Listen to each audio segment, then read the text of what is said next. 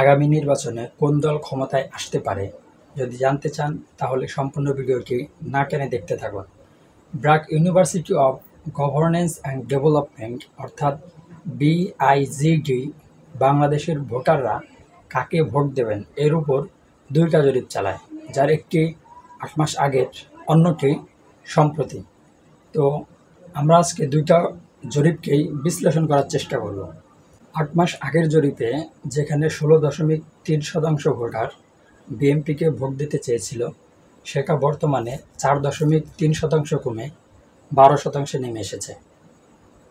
11.3% জামাতকে সমর্থন করেছিল, যেটা 0.9% কমে 10.4% নেমে এসেছে।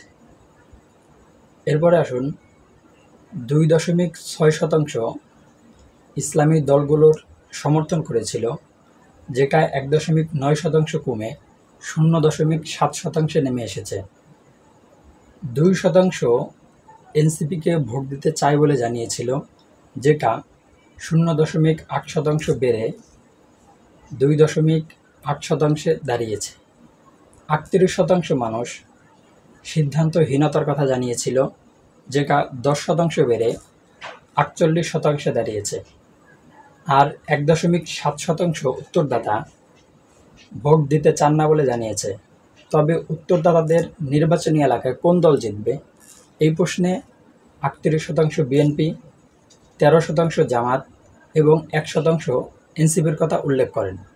উত্তরদাতাদের 53% পুরুষ এবং 47% নারী, 73% গ্রাম অঞ্চলের এবং 27% শহর অঞ্চলের। গত 1 থেকে 20 জুলাই দেশের বিভিন্ন শহর এবং গ্রামের প্রায় 5,500 জনের টেলিফোন সাক্ষাৎকার নিয়ে এই জরিপ পরিচালনা করা হয়। সুতরাং এটা কেবলমাত্র 5,500 মানুষের মতামত, তাই এই জরিপের উপর ভিত্তি করে কোনো কিছুই আসলে বলা যাবে না।